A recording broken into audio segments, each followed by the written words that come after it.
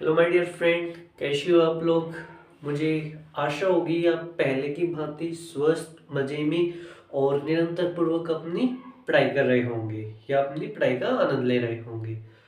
आपको ज्ञात होगा कि हमने पिछले कुछ वीडियो में स्पेस टेक्नोलॉजी के पार्ट 1 पर डिस्कस किया था और स्पेस टेक्नोलॉजी से संबंधित बातें हमारी अभी तक कंप्लीट नहीं हुई है। अभी तक विस्तार से चर्चा नहीं हुई है।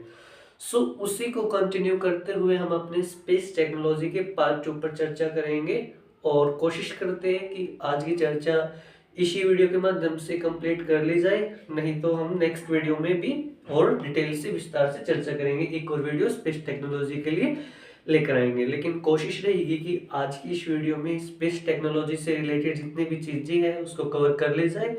और वीडियो थोड़ा सा लेंथी हो सकता है, अगर आपको आपके अंदर पेशेंस है तो आप केयरफुल होकर देखिए। करते हैं माय डियर फ्रेंड अपनी स्पेस टेक्नोलॉजी के पार्ट 2 पर चर्चा। लेकिन उस चर्चा करने से पूर्व मैं आपको थोड़ी सी गलती बता देता हूँ। अगर आपने मेरी फर्स्ट वाली वीडियो देखी हो स्पेस टेक्नोलॉजी 1 में, उसमें एक मोशन आता है जिसको वर्टिकल मोशन बोलते हैं। उस पर मैंने आपको थोड़ा सा कुछ गलती बता दिया, उसके लिए मैं आपसे एक्सट्रीमली सॉरी, मुझे माफ कर दीजिएगा। कि मैंने वहां पर आपको बताया था कि कोई भी चीज जो क्षैतिज रूप से 0 डिग्री के एंगल पर अपवर्ड एवं डाउनवर्ड जाती है तो उसे हम वर्टिकल मोशन कहते हैं। यहाँ पर मुझसे गलती हो गई कि मैंने गलती से 0 डिग्री बोल दिया, लेकिन वहां पर 90 डिग्री आना था। उसके लिए एक्सट्रीमली सॉरी, आपने मुझे माफ कर दिया होगा। कि जो वर्टिकली मोशन जो होता है, जब कोई भी चीज हॉरिजॉन्टली हॉरिजॉन्टल वे पर कोई भी चीज जब 90 डिग्री का एंगल बनाता है, यहाँ पर कितने का 90 डिग्री का एंगल बनना। लेकिन मैंने पिछले वीडियो में अगर आपने देखा होगा तो मैंने गलती से 0 डिग्री बोल दिया था। उसको अब आपने सही कर लेना। यहाँ 90 डिग्री आएगा जब कोई भी चीज 90 डिग्री का एंगल बनाकर अपवर्ड और डाउनवर्ड डायरेक्शन में मूव करते हैं तो उसे हम बोलते हैं वर्टिकली मोशन। क्लियर। तो आप इसको सही कर लेना, मैंने वहां पर गलती से 0 डिग्री बोल दिया। ठीक है माय डियर फ्रेंड। हमने अपने लास्ट टॉपिक पर कहां तक चर्चा की थी। हमने यूनिवर्स के जो 4 फंडामेंटल फोर्सेस होते हैं उन पर हमने विस्तार से चर्चा कर ली थी। एक बार मैं आपको रिवाइज करा देता हूं। पहला strong nuclear force, electromagnetic force और थर्ड था हमारा वीक न्यूक्लियर फोर्स और फोर्थ था हमारा ग्रेविटेशनल फोर्स। ये यूनिवर्स के 4 फंडामेंटल फोर्सेस इस पर हमने चर्चा करी थी। एटम में न्यूक्लियस को जो एक स्ट्रॉन्ग स्ट्रक्चर प्रोवाइड कराता है वो कौन सा फोर्स कराता है, सॉलिड स्ट्रक्चर प्रोवाइड कराने वाला कौन सा फोर्स है, स्ट्रॉन्ग न्यूक्लियर फोर्स। अगर आपने इन फर्स्ट पार्ट 1 ने देखा तो प्लीज वो फर्स्ट पार्ट जरूर देखना, तभी आप इस वीडियो को अच्छे से समझ पाओगे। अदरवाइज ये आपकी वीडियो आपकी समझ में आएगी, क्योंकि इन फोर्सेस पर हम विस्तार से चर्चा कर चुके हैं। तो मैं आपको संक्षिप्त में याद दिला रहा हूँ कि हमने अपना लास्ट टॉपिक यहाँ से छोड़ा था। और इलेक्ट्रोमैग्नेटिक फोर्स में हमने कहा था कि इसी फोर्स की वजह से जो इलेक्ट्रॉन होते हैं वो चारों तरफ रिवॉल्व करते हैं। और वीक न्यूक्लियर फोर्स ये रेडियो बीटा डेका के लिए था ये। ठीक है। और ग्रेविटेशनल फोर्स उसे बोलते हैं यूनिवर्स में, ब्रह्मांड में किसी भी दो पिंडों के बीच लगने वाला जो बल होता है वो उनके मास के समानुपाती और उसकी दूरी के व्युत्क्रमानुपातिक होता है। हमने चर्चा की थी। क्लियर। ग्रेविटेशनल फोर्स के बारे में, जैसे यूनिवर्स में कोई भी दो पिंड है, ये सपोज कर लेता हूं, इसका m1 मास m2 और इसके बीच की जो डिस्टेंस है उसे हम r बोल लेंगे। जो ये ग्रेविटेशनल फोर्स होता है ये m1 m2 के क्या होता है, डायरेक्टली प्रोपोर्शनल होता है। क्लियर। कोई भी दो जो सब्सटेंस रहेंगे या कोई भी दो पिंड रहेंगे उनके द्रव्यमान उनके मास के गुणनफल के समानुपातिक रहता है। I mean directly proportional. Directly proportional का मतलब आपको ज्ञात होगा कि क्या कि डायरेक्ट एक होता है डायरेक्टली प्रोपोर्शनल, एक होता है इनवर्सली प्रोपोर्शनल। डायरेक्टली प्रोपोर्शनल उसे बोलते हैं हम जब एक चीज बढ़ेगी तो दूसरी भी उसी के रेशियो में बढ़ेगी। क्लियर। और एक होता है इनवर्सली प्रोपोर्शनल, और जो आर होता है वो इसके इनवर्सली प्रोपोर्शनल होता है। अब इसके प्रोपोर्शनल का साइन हटाने के लिए हम एक वैल्यू लगाते हैं जी, m1 m2 और r स्क्वायर। क्लियर हुई बात? स्क्वायर आएगा यहाँ पर 1/r हो जाएगा, ये 1/r स्क्वायर। इक्वेशन 1 इक्वेशन 2 इसको प्लस करेंगे तो हमारा ये वैल्यू आएगा। और जो ये ग्रेविटेशनल फोर्स होता है इसकी वैल्यू क्या होती है? कांस्टेंट होती है। क्या होती है? ये कांस्टेंट होती है और ये हर जगह सेम रहता है। क्लियर? क्योंकि यूनिवर्स की बात हो रही है ना, तो जी का मान भी क्या रहेगा? सेम रहेगा। अगर हम बात कर, ये तो हो गया यूनिवर्स की बात, लेकिन उसी यूनिवर्स में पृथ्वी भी तो एक पिंड है। पृथ्वी भी एक हम सब्सटेंस मान सकते हैं, वो एक कण मान सकते हैं इन द यूनिवर्स, यूनिवर्स के रूप में। अब सपोज करो जैसे कि ये हमारी क्या है? अर्थ। अर्थ का जो मास होगा वो कुछ ना कुछ GME होगा, ठीक है। और इस पर कोई एक व्यक्ति खड़ा है। इस व्यक्ति का जो मास होएगा, इस व्यक्ति का जो द्रव्यमान होएगा वो पृथ्वी की तुलना में तो इनसफिशिएंट होएगा, अपर्याप्त होएगा। तो ये पृथ्वी क्या करेगी? और यूनिवर्स में जिस पिंड का, जिस भी स्टार का मास ज्यादा होता है वो अपने लो मास वाले ऑब्जेक्ट को अपनी तरफ अट्रैक्ट कर लेता है। सो इसीलिए अर्थ का मास ज्यादा है और इस व्यक्ति का मास कम है, इसीलिए अर्थ इसको अपनी तरफ अट्रैक्ट कर लेगी। इसको बोलते हैं हम ग्रेविटी। सिंपल सी लैंग्वेज में कहूं कि पृथ्वी पर, अर्थ पर लगने वाले ग्रेविटेशनल फोर्स को हम ग्रेविटी बोलते हैं। याद रखना my dear friends, gravitational force और ग्रेविटी में डिफरेंस होता है। पृथ्वी पर ग्रेविटेशनल फोर्स की जगह ग्रेविटी लगती है। अब उसको ग्रेविटी की वैल्यू हम कैसे निकालते हैं? जी, ये होती है ग्रेविटी ME। जी का मान जो कि यूनिवर्सल कांस्टेंट होता है 6.675 10 की पावर -11। ME मतलब मास ऑफ अर्थ और R मतलब रेडियस। क्लियर? अब इसको अगर हम सोल्व करते हैं तो इसकी वैल्यू आते हैं 9 मीटर पर सेकंड। इसलिए ग्रेविटी की वैल्यू भी क्या है? 9.8 मीटर पर सेकंड। इतनी बात क्लियर हुई? ये हम चर्चा कर चुके हैं ना, तो आपको थोड़ा सा रिवाइज करा रहा। और जो ग्रेविटी होती है वो इनवर्सली प्रोपोर्शनल किसकी होती है? रेडियस के। इन चीजों को आप ध्यान में रखना। अब हम इसके साथ दो कंडीशन होती है, उस कंडीशन को एक बार आप देख लीजिए। कंडीशन नंबर 1 पे हम चर्चा करेंगे।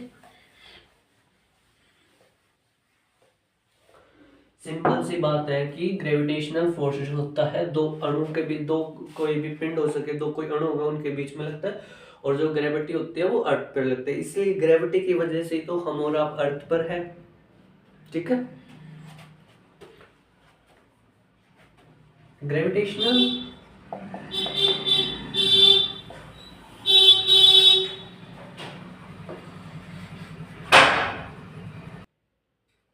तो ग्रेविटेशनल फोर्स की यहाँ पर टू कंडीशन अप्लाई होती है। क्लियर? जैसे कि एग्जांपल लेते हैं, लेट्स सी सपोज करते हैं अर्थ है, ये अर्थ की क्या है? रेडियस है, और रेडियस अर्थ से इस हाइट पर है कोई भी व्यक्ति, उसके ऑब्जेक्ट क्या है? R+h है। हमें पता है ग्रेविटी का जो फॉर्मूला होता है GME प्लस में रेडियस होता है। क्लियर? अगर रेडियस बढ़ेगी तो लेट्स सपोज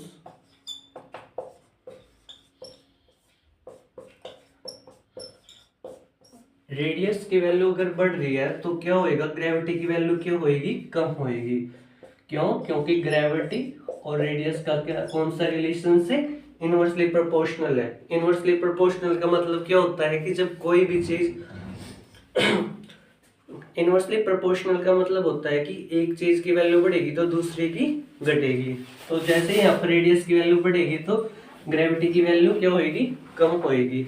सो इसीलिए जैसे ही भी कोई हमारे जो इसरो होती है, इंडियन स्पेस रिसर्च ऑर्गेनाइजेशन, जहाँ से हम सैटेलाइट लॉन्च व्हीकल करते हैं, वो अर्थ के ग्रेविटी से बाहर लॉन्च होते हैं, क्योंकि उस पर ग्रेविटेशनल फोर्स का इम्पैक्ट नहीं पड़ता। हम चर्चा करेंगे। पहली कंडीशंस आपको पता लगी है कि पृथ्वी की ऊंचाई पर जाने पर क्यों ग्रेविटी की वैल्यू बढ़ती है? क्यों? क्योंकि अर्थ की रेडियस में क्या हो जाती है? इंक्रीजमेंट हो जाती है।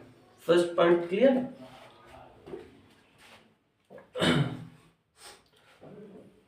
ये क्या है? यहाँ से अर्थ की रेडियस है। अब जैसे ही h की वैल्यू क्या है? अगर h रेडियस बढ़ेगी तो वैसे कि इसकी वैल्यू बढ़ेगी, तो ये क्या होगी? कम होगी। ये कम होगी तो ये अर्थ की ग्रेविटेशनल फोर्स से बाहर जाएगी। क्लियर। अब हम सेकंड कंडीशन पर बात करते हैं। देखो my dear friend,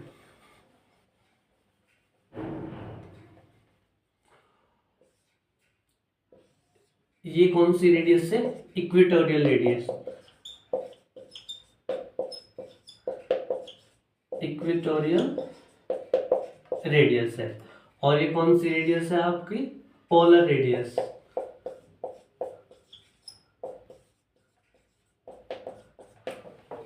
clear.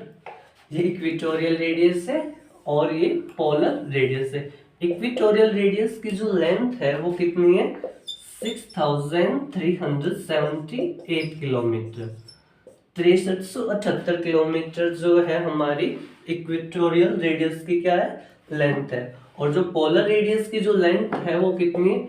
6357 kilometre. ठीक है माय डियर। और आप देख रहे होंगे कि क्या इक्वेटोरियल रेडियस जो है पोलर रेडियस की तुलना में अधिक है। कितनी अधिक है? 21 किलोमीटर। कितनी अधिक है? 21 किलोमीटर।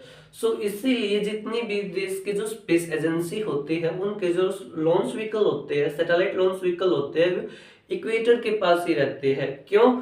क्योंकि इक्वेटर के पास जैसे रहेंगे, क्योंकि उनकी रेडियस बड़ी होगी। रेडियस ज्यादा होने से वहां पर ग्रेविटी कम होगी। अब जैसे ही ग्रेविटी कम होगी तो कोई भी चीज आसानी से अर्थ के ग्रेविटेशनल फोर्स के अगेंस्ट मूव करेगी। सो इसलिए जैसे कि आपको पता होगा कि हमारा जो लॉन्च व्हीकल श्रीहरिकोटा में है, आंध्र प्रदेश में स्थित धवन रिसर्च सेंटर है, वो भी किसके पास है? इक्वेटर के पास है। क्यों? क्योंकि इक्वेटर के पास ग्रेविटी कम होती है। देखिए अब जैसे कि मैं ग्रेविटी का फॉर्मूला क्या होता है? GMER। इक्वेटोरियल रेडियस मतलब ज्यादा है तो यहाँ पर ग्रेविटी की वैल्यू क्या होगी? कम होगी। अगर ग्रेविटी कम होगी तो कोई भी चीज अर्थ की ग्रेविटी के अगेंस्ट इजीली मूव कर लेगी। क्लियर। इसीलिए जितने भी देश की स्पेस एजेंसी के रॉकेट जो भी सैटेलाइट लॉन्च व्हीकल्स कम रहते हैं, इक्वेटर के पास रहते हैं। Clear my dear friends. ये दो कंडीशंस थी, मैंने आपको बता दिया कि पृथ्वी की ऊंचाई पर जाने पर ग्रेविटी क्यों बढ़ती है? क्योंकि रेडियस की वैल्यू बढ़ती है। रेडियस का मान बढ़ता है, त्रिज्या का मान बढ़ने से ग्रेविटी क्या हो जाती है? कम हो जाती है। और इक्वेटर और यहाँ पर इक्वेटर पर रेडियस बढ़ती है और रेडियस के बढ़ने से ग्रेविटी कम हो जाती है। दो कंडीशंस आपको याद रखनी है। क्लियर। अब हम चर्चा कर लेते हैं my dear friends earth orbit के विषय में। सैटेलाइट की कुछ ऑर्बिट है वो देखते हैं हम।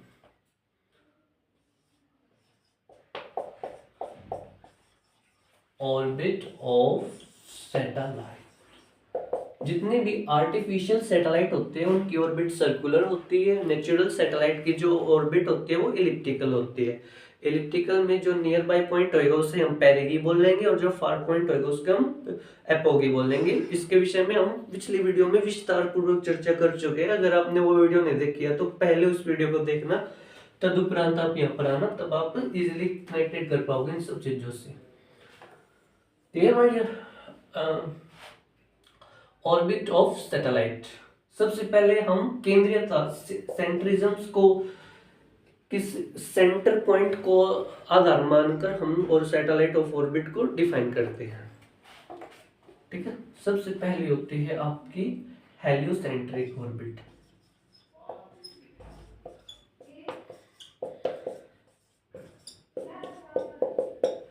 हेलियोसेंट्रिक ऑर्बिट में क्या होता है? जो सन होता है वो सेंटर पर होता है और उसके चारों तरफ कक्षाएं, जैसे उसके चारों तरफ क्या लगा जाती है? कक्षा अराउंड घूमा जाता है। जैसे कि हमारी पृथ्वी है या कोई भी अदर प्लेनेट्स होता है वो सूर्य के चारों तरफ घूमता है इस प्रकार से।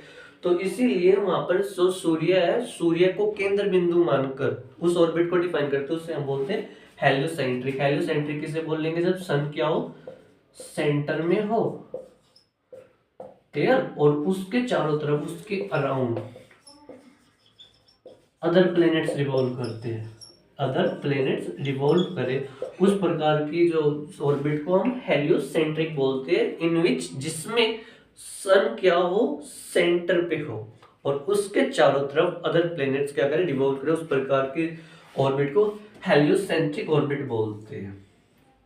पहली बात क्लियर हुई।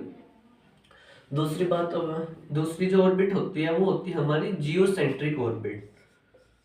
जियोसेंट्रिक ऑर्बिट, जियोसेंट्रिक ऑर्बिट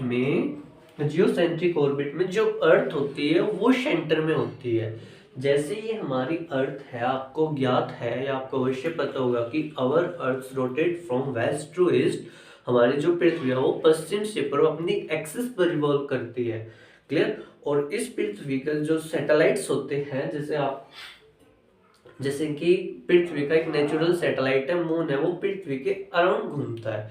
तो उसमें जो पृथ्वी है वो सेंटर में है, तो इसको इस प्रकार की ऑर्बिट को बोलते हैं हम जियोसेंट्रिक ऑर्बिट। जिस ऑर्बिट में जो अर्थ होती है वो किस में हो, सेंटर में हो। ठीक है। और उसके अराउंड सैटेलाइट, ये सैटेलाइट भैया जी में भी आपके नेचुरल भी हो सकते हैं, आर्टिफिशियल सैटेलाइट भी हो सकते हैं। आर्टिफिशियल सैटेलाइट पर हम चर्चा करेंगे। 3 टाइप के होते हैं। रिमोट सेंसिंग सैटेलाइट हो गया आपका, सेटकॉम हो गया और नेविगेशन सैटेलाइट हो गया। विस्तार से चर्चा करेंगे। अच्छा मुझे बताओ, दो क्लियर हुई आपको? हेलियोसेंट्रिक का मतलब जिसमें क्या हो, सन सेंटर में हो। जियोसेंट्रिक का मतलब हो जिसमें अर्थ सेंटर में हो। दो प्रकार की ऑर्बिट्स के विषय में पढ़ते हैं। फिर हम जियोसेंट्रिक ऑर्बिट को क्लासिफाई करते हैं।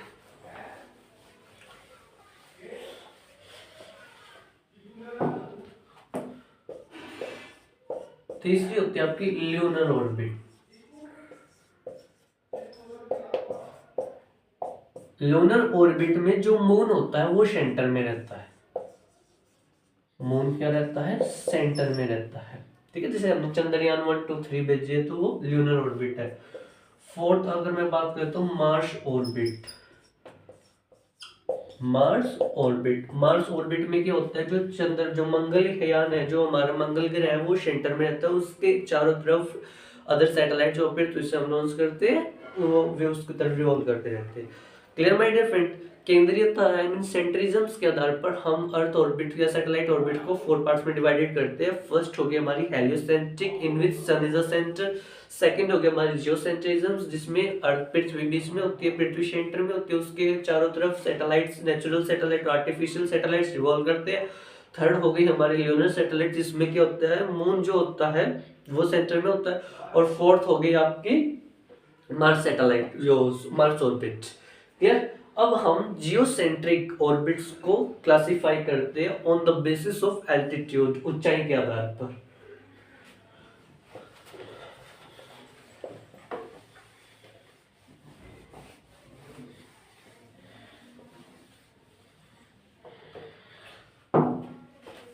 We have discussed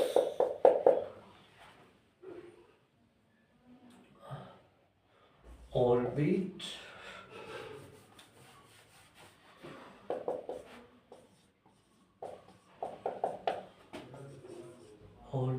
of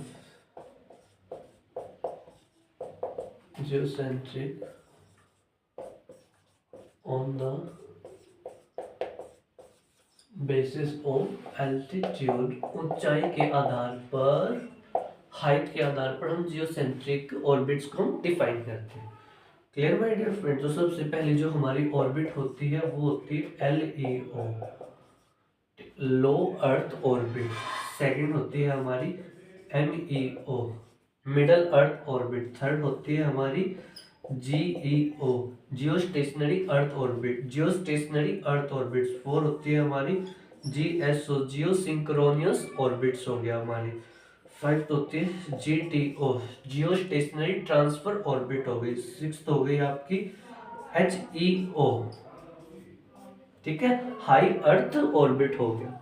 ये आप देख लो, विस्तार से चर्चा करेंगे, एक बार आप थोड़ी सी झलक देख लो। LEO low earth orbit, MEO middle earth orbit, GEO geostationary earth orbit, GSO geosynchronous orbit, GTO geostationary transfer orbit और HEO हाई अर्थ ऑर्बिट। ठीक है, वन बाय वन डिस्कस करते हैं। Firstly we have discussed about the LEO। इन orbits की चर्चा करने से पूर्व एक बार आप थोड़ा स्पेस के बारे में देख लो। स्पेस क्या होता है आखिर की? ये हमारा क्या है, अर्थ सरफेस है।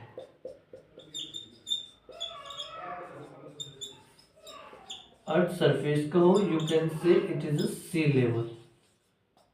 Clear my dear friend. और ये हमारी 100 किलोमीटर की लाइन, जिसे हम कार्मन लाइन बोलते हैं। क्या बोलते हैं? कार्मन लाइन बोलते हैं। अर्थ सरफेस से लेकर 100 किलोमीटर तक की ऊंचाई पर जो एयर जाता है, एयर जो होती है बहुत ही डेंस होती है। एयर क्या होती है? बहुत ज्यादा डेंस होती है। यहाँ पर जो एयर डेंसिटी क्या होती है? बहुत ज्यादा, एयर डेंसिटी बहुत ज्यादा होती है। क्लियर? आफ्टर 100 किलोमीटर जो एयर डेंसिटी होती है यहाँ पर बहुत ही कम होती है। क्यों होती है?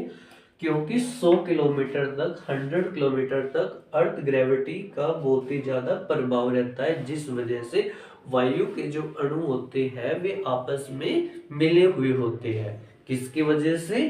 क्यों? क्योंकि यहाँ पर आपकी ग्रेविटी की वैल्यू ज्यादा रहती है। अर्थ का जो ग्रेविटेशनल फोर्स होता है इनको अपनी तरफ अट्रैक्ट करता है। क्लियर? और जो 100 किलोमीटर तक की जो हाइट है हमारे एटमॉस्फेयर के आयनोस्फेयर तक है। क्योंकि एटमॉस्फेयर की 5 लेयर होती है, ट्रोपोस्फेयर, स्ट्रेटोस्फेयर, मेसोस्फेयर, आइनोस्फेयर और एक्सोस्फेयर। जो इसकी जो हाइट है वो आइनोस्फेयर तक है। Clear my dear friend. और इस 100 किलोमीटर तक के क्षेत्र को हम बोलते हैं स्काई जोन। क्या बोलते हैं? सॉरी, स्काई जोन नहीं, इसको बोलते हैं हम एरिया जोन। और इस 100 किलोमीटर तक के क्षेत्र पर किसी क्षेत्र विशेष का अधिकार होता है। जैसे कि भारत के 100 किलोमीटर तक के क्षेत्र ऊंचाई पर ये भारत का एरिया होता है। इस एरिया में किसी भी अदर कंट्री की जो फ्लाइट होगी, भारत के फ्लाइट से परमिशंस के बिना आ नहीं सकते। उनको भारत से परमिशन लेनी पड़ेगी अपने उस एरिया जोन में आने के लिए। क्लियर? और इसके बाद की जो क्षेत्र होती, क्लियर? जैसे कि आपको पता होगा कि हमारा जो भारत की जो प्रभुत्व है, जो भारत की सोवरेनिटी है वो 200 नॉटिकल माइल तक है। विदाउट 200 नॉटिकल माइल तक अगर कोई भी किसी भी देश का कोई भी हवाई जहाज या कोई भी कंट्री का व्यक्ति बिना परमिशन के आ जाता है तो इंटरनेशनल लॉ के आधार पर हम उससे क्या कर सकते हैं? सूट कर सकते हैं। ठीक है? इसी प्रकार जो हमारा जो आकाशीय क्षेत्र है वो 100 किलोमीटर तक हमारा है। हमारे आकाशीय क्षेत्र में 100 किलोमीटर तक हमारे बिना परमिशन के, आई मीन भारत देश के बिना परमिशन के कोई भी एंट्री नहीं कर सकता। अगर कोई बिना बताया एंट्री करता है तो ये राइट्स होता है कि उसको हम बिना उसको बताए उसको हम शूट कर सकते हैं अंडर द इंटरनेशनल लॉ। ठीक है माय डियर फ्रेंड। और जो 100 किलोमीटर तक के बाद का जो क्षेत्र होता है यहाँ पर जो एयर होती है ज्यादा डेंस नहीं होती है। क्लियर हुई बात? जो एयर होती है वो दूर दूर होती है। वायु एयर के जो पार्टिकल्स होते हैं दूर दूर होते हैं, ड्यू टू यहाँ पर जो ग्रेविटेशनल फोर्स होता है वो बहुत ही क्या होता है? कम होता है। Clear my dear friends. और इस जोन को हम बोलते हैं स्काई जोन। स्काई जोन, इस यहाँ पर ग्रेविटेशनल फोर्स की वैल्यू बहुत ही कम या बहुत ही नामात्र के बराबर होती है, इसलिए उसको हम बोलते हैं माइक्रो ग्रेविटी। क्या होता है यहाँ पर? माइक्रो ग्रेविटी होता है। ठीक है? ये आपको थोड़ा सा पता लग गया होगा। और इसी 100 किलोमीटर तक के बाद के क्षेत्र को हम बोलते हैं स्पेस। सिंपल सी लैंग्वेज में अगर मैं आपको कहूँ, ये अर्थ सरफेस है। अर्थ सरफेस के 100 किलोमीटर तक की एक लाइन, इमेजिनरी लाइन रोकेगी है, that is called carbon line. इसी कार्बन लाइन के बाद हमारा स्पेस स्टार्ट होता है। और जो ये स्पेस होता है इस पर किसी भी देश विशेष का कब्जा नहीं होता है, बल्कि ये मानवता के अध्ययन के लिए होता है। और यहीं पर ही विभिन्न देश अपने अपने सैटेलाइट लॉन्च करते हैं और जिससे हम पृथ्वी की जानकारी लेते हैं। इतनी बात क्लियर? ये बेसिक बातें थी अबाउट द स्पेस। स्पेस आपको पता लग गया। 100 किलोमीटर तक के क्षेत्र को हम बोलते हैं स्पेस। अब हम बात कर लेते हैं अपनी LEO, लियो। आपने देखा होगा लियो 10 एक मूवी भी आई थी। अब हम डिस्कस कर लेते हैं my dear friend low earth orbit. इसके विषय में लो अर्थ ऑर्बिट।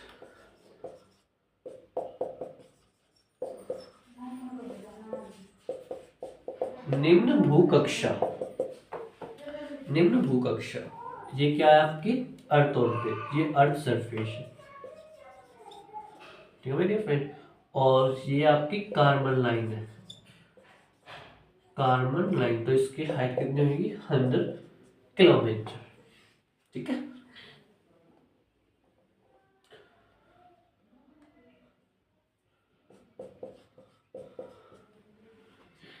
और यहां से 200 किलोमीटर से लेकर 2000 किलोमीटर तक के क्षेत्र को बोलते हैं हम MEO, middle earth orbit. Clear, ये 200 भी और एग्जैक्ट कहीं तो 160 होता है, कहीं कहीं पर 200 भी होगा, कहीं कहीं पर 60 भी होगा, आप 160 को भी मान कर चलिए, 200 को भी एक ही बात है। ठीक है, लेकिन ये स्पेस में ही होना चाहिए। स्पेसशिप आ रहा है 160 किलोमीटर की ऊंचाई से लेकर, या 200 किलोमीटर भी आप लिख सकते हो, दोनों को मेंशन करते, क्योंकि कई बुक्स में ये 160 लिखा है तो कहीं में 200 लिखा गया है। ठीक है, लेकिन जो नासा की साइट है वो 200 मांगती है, तो आप दोनों को कंसीडर कर लेना।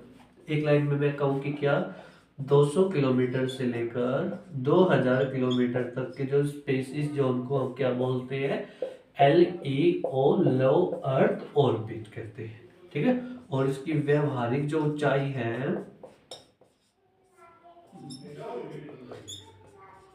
इसकी जो व्यवहारिक ऊंचाई है वो 600 से 800 किलोमीटर की है। व्यवहारिक ऊंचाई किसे बोलते हैं, जिस ऊंचाई पर किसी भी देश के सैटेलाइट क्या करते हैं, रिवॉल्व करते हैं, घूमते रहते हैं, इसकी जो व्यवहारिक ऊंचाई ये है। बात क्लियर। ये अर्थ सरफेस है, अर्थ सरफेस के बाद एक कार्बन लाइन होती है, और उसके बाद आपका स्पेस स्टार्ट होता है। तो 200 किलोमीटर से लेकर 2000 किलोमीटर तक के रीजन्स को हम बोलते हैं मिडल अर्थ ऑर्बिट बोलते हैं। और इसकी जो व्यवहारिक जो हाइट होती है, व्यवहारिक ऊंचाई का मतलब जिस पर कोई भी और भी किसी भी देश का सैटेलाइट क्या करता है, किस प्लेनेट के अराउंड रिवॉल्व करता है, दैट इज कॉल्ड व्यवहारिक ऊंचाई, उसे हम बोलते हैं प्रैक्टिकली हाइट, जो कि 600 से 800 किलोमीटर है। और लो अर्थ ऑर्बिट में अनिवार्य रूप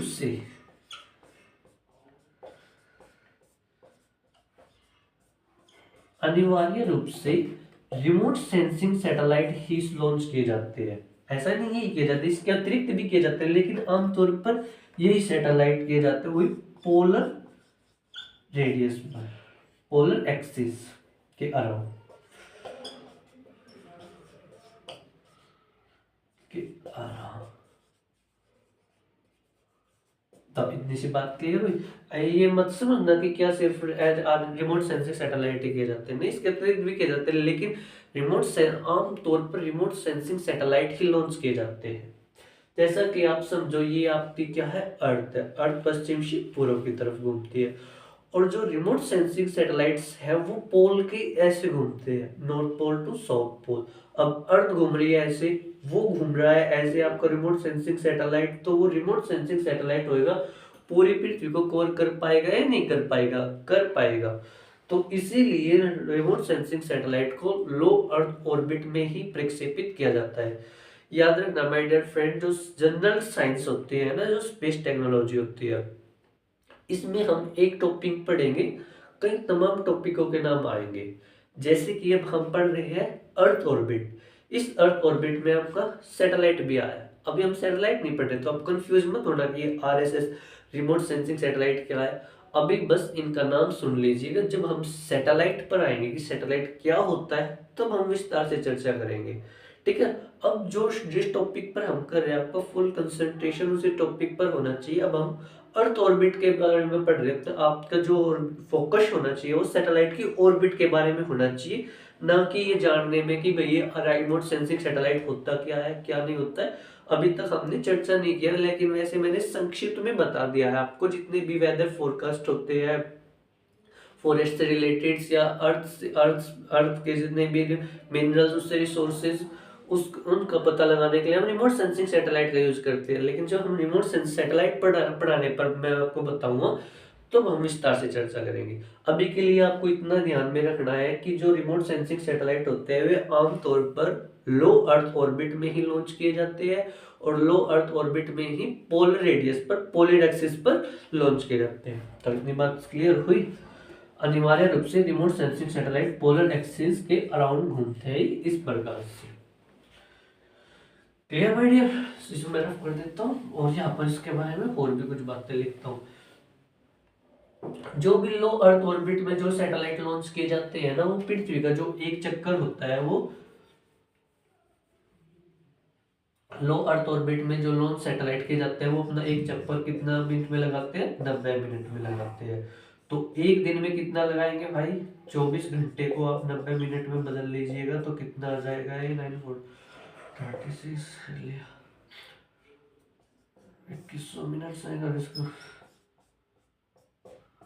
तो ये 16 चक्कर। कितने चक्कर? 16 चक्कर।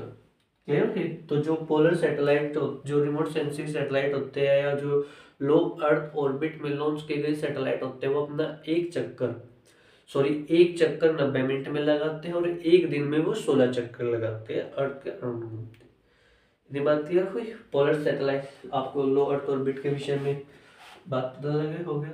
और याद रखना यहाँ पर ही क्या, इसी लो अर्थ ऑर्बिट सैटेलाइट में 400 किलोमीटर पर, मैं यहाँ पर लिख देता हूँ 400 किलोमीटर पर इंटरनेशनल स्पेस स्टेशन है, जहां पर हमारे शुभांशु शुक्ला, जो कि हमारे भारतीय देश के एस्ट्रोनॉमर थे, एक्सियो मिशन 4 के तहत, एक्सियो में कंपनी का नाम था और जिस कंपनी ने उस व्हीकल्स को बनाया था, इसलिए उसका मिशन का नाम पड़ा था एक्सियो मिशन 4। और इसी इंटरनेशनल स्पेस स्टेशन में हमारे भारतीय देश के एस्ट्रोनॉमर शुभांशु शुक्ला जी गए हुए इंटरनेशनल स्पेस स्टेशन में। इसकी कितनी ऊंचाई पर है? 400 किलोमीटर की हाइट पर है।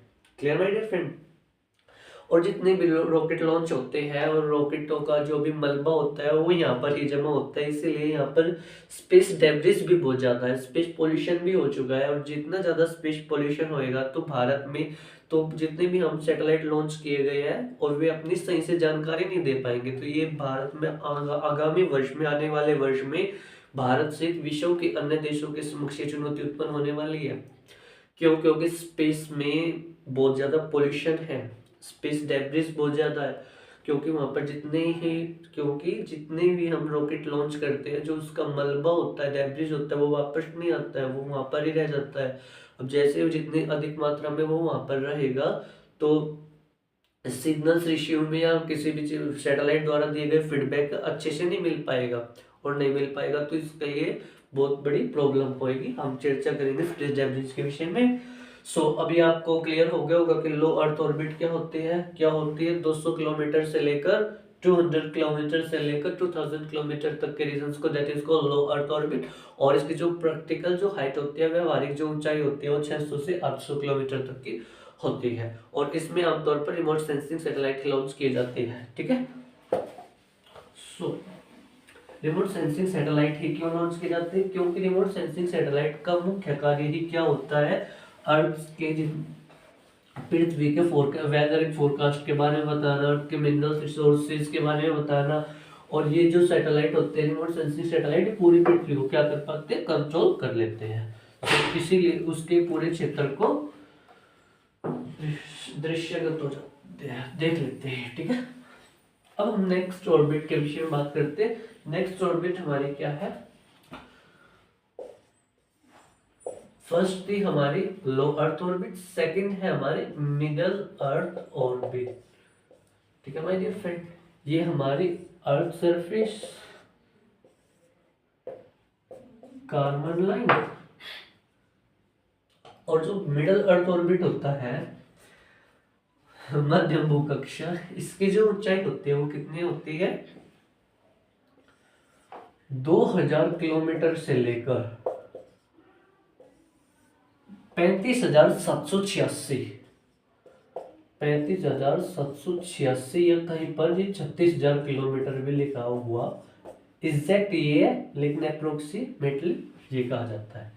Clear my dear friend. जो मिडल अर्थ ऑर्बिट होते हैं, जो इसकी हाइट होती है वो 2000 किलोमीटर से लेकर 35,786 किलोमीटर या 36,000 किलोमीटर तक है मिडल अर्थ ऑर्बिट के।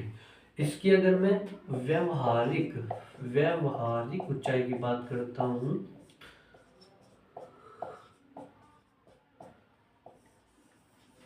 जो इसकी व्यवहारिक ऊंचाई है वो 18,000 से लेकर 22,000 तक है। कितने तक है? 22,000 अप्रोक्सीमेट, तो 20,200 किलोमीटर तक है। तो इतनी सी बात क्लियर हुई। और जो मिडल अर्थ ऑर्बिट में आमतौर पर बेसिकली जो सेटकॉम होते हैं, सेटकॉम का मतलब होता है satellite communication satellite. Communication satellite को ही क्या किया जाता है? लॉन्च किया जाता है सेटकॉम को ही, किसमें? MEO मिडल अर्थ ऑर्बिट में। क्लियर? ये था आपका MEO के बारे में। क्या मेरे फ्रेंड? इसमें क्लियर। नेक्स्ट ऑर्बिट के बारे में बात करते हैं हम। दो ऑर्बिट को एक साथ कवर करते हैं क्योंकि दोनों एक दूसरे से संबंधित है। एक तो GEO geostationary earth orbit, एक GSO geosynchronous earth orbit. और इसको थोड़ा सा ध्यान से समझना। और MEO में थोड़ा सा और जान लेते हैं। क्या जो मिडल अर्थ ऑर्बिट में जो सैटेलाइट लॉन्च की जाती है वो 12 घंटे में एक चक्कर लगाते हैं। किसका? पृथ्वी का। तो एक दिन में कितने लगाएंगे? 2 चक्कर।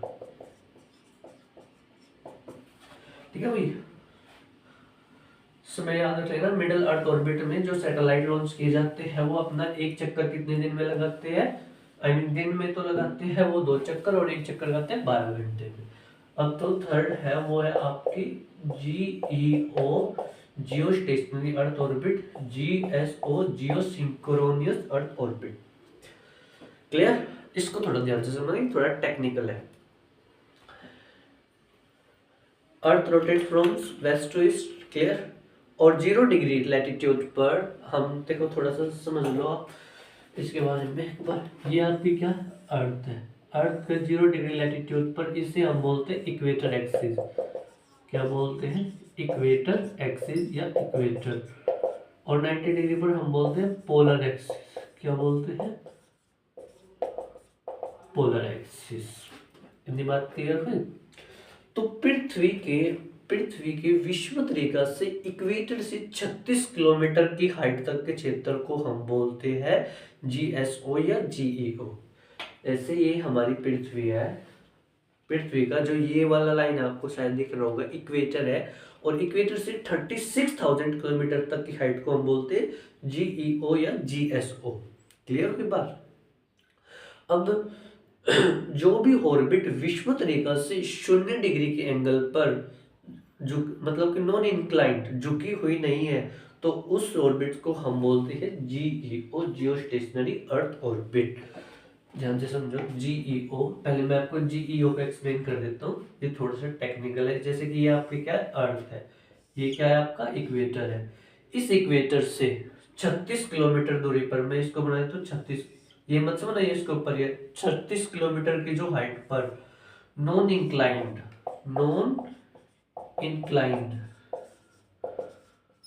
ठीक है, झुकी हुई नहीं है, नॉन इंक्लाइंड जो ऑर्बिट होती है उसे बोलते हैं हम GEO। Clear my dear friend? Geostationary earth orbit बोलते हैं। ठीक है? ये above equator, above 36,000 kilometre from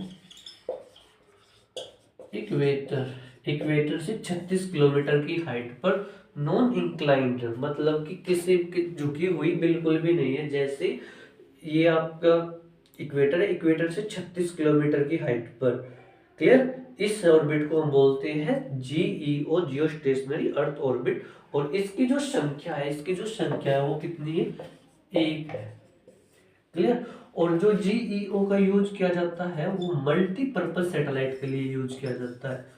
multipurpose में आपके हर प्रकार के सैटेलाइट आ जाते हैं। मल्टीपर्पज सैटेलाइट का यूज किया जाता है GEO में। तो इतनी बात क्लियर हुई। अब GSO क्या होता है? जियो सिंक्रोनियस अर्थ ऑर्बिट होता है। ये भी क्या होता है? पृथ्वी तल से इक्वेटर से 36,000 किलोमीटर हाइट के ऊंचाई पर जो ऑर्बिट होते हैं उसे हम बोलते हैं जीएसओ, जियो सिंक्रोनियस अर्थ ऑर्बिट होता है। ये इंक्लाइंड होती है। ये क्या होती है? इंक्लाइन का मतलब होता है झुकी हुई, ये एंगल बनाई होती है। जीईओ की संख्या हमेशा याद रखना एक होती है ये, इसीलिए ये बहुत ही मूल्यवान संसाधन है, बहुत ही मूल्यवान है ये जीईओ। और जो जीएसओ होती है इंक्लाइंड होती है। जैसे ये आपका क्या इक्वेटर है, ठीक है, इस इक्वेटर से ये 0 डिग्री मतलब कि बहुत ही एंगल्स पर क्या होते हैं? इंक्लाइंड होती है, झुकी हुई होती है। तो इसे बोलते हैं हम जियो सिंक्रोनियस अर्थ ऑर्बिट बोलते हैं। क्लियर? इनकी संख्या जो है वो क्या है? बहुत ही अत्यधिक है, इसीलिए इनका जो यूज होता है वो सेटकॉम सैटेलाइट कम्युनिकेशन सैटेलाइट में यूज किया जाता है।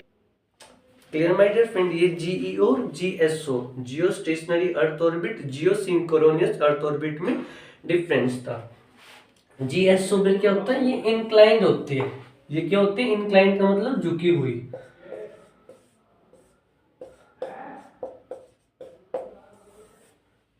ठीक है, और ये क्या होती है? झुकी हुई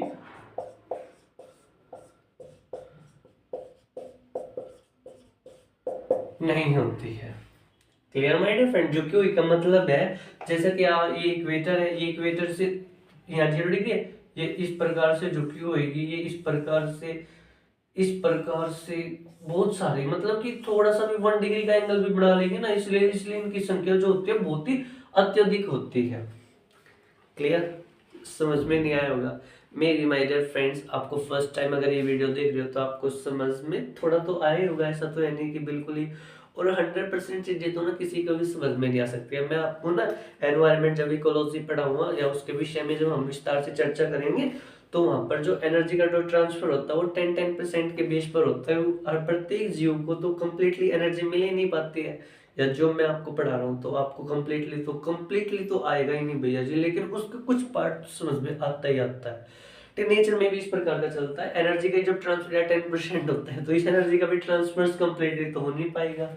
अगर कम्प्लीटली हो रहा है तो अच्छी बात है, नहीं हो रहा है तो आप वीडियो को दोबारा करके स्टार्ट करना। क्लियर? सो ये तो बेसिक डिफरेंस क्या था जीई और जीएसओ में, जियो stationery earth orbit, geosynchronous earth orbit में डिफरेंस था। तो ये बात स्पष्ट हुई आपको? चलिए हम डिस्कस कर लेते हैं कौन सी एक ऑर्बिट बची है हमारी, वो जीटीओ। हाँ, वेरी इंपॉर्टेंट है वो तो। जियो स्टेशनरी ट्रांसफर ऑर्बिट, जियो स्टेशनरी ट्रांसफर ऑर्बिट।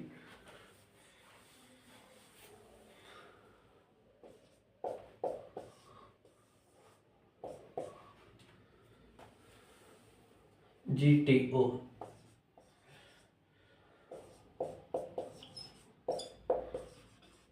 जियो स्टेशनरी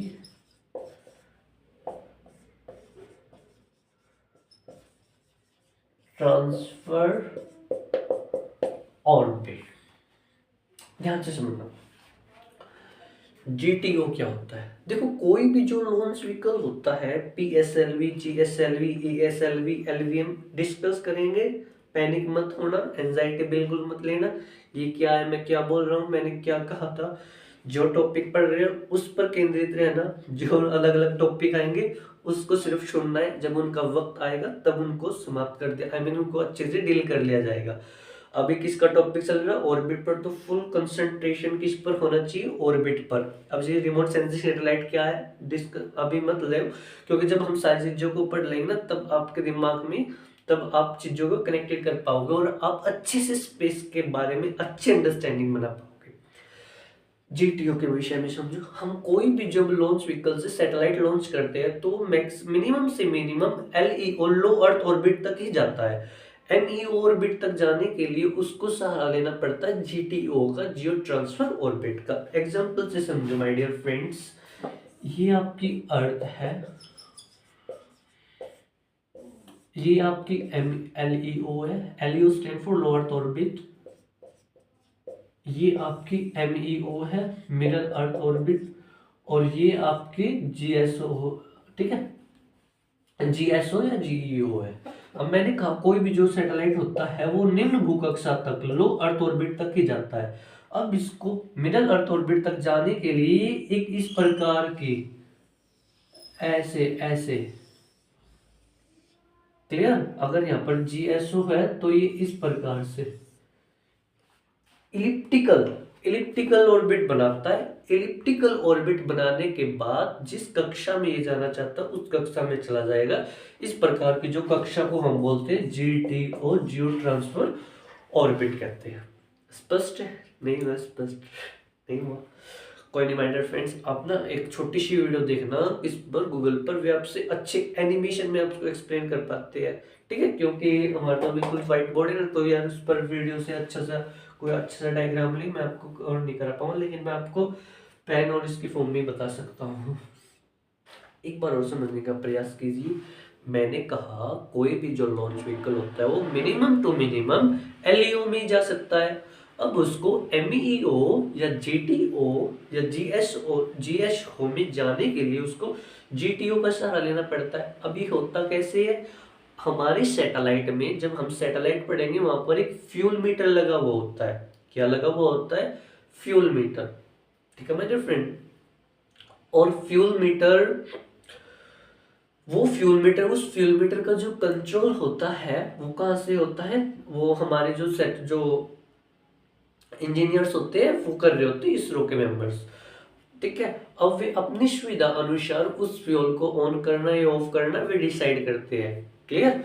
अब जैसे ही वो ऑन और ऑफ करेंगे तो ये जो कोई भी सैटेलाइट होता है अपनी एलईओ से एमईओ में चला जा सकता है, एमईओ से जीएसओ में चला जा सकता है। वो उसका निर्धारण कौन करता है? इसरो के इंजीनियर साइंटिस्ट करते हैं, ठीक है। सो ये था जीटीओ में, जियो स्टेशनरी ट्रांसफर ऑर्बिट, क्लियर। अब लास्ट बची है आपकी HEO, highly earth orbit. HEO क्या होता है? हाईली अर्थ ऑर्बिट होता है।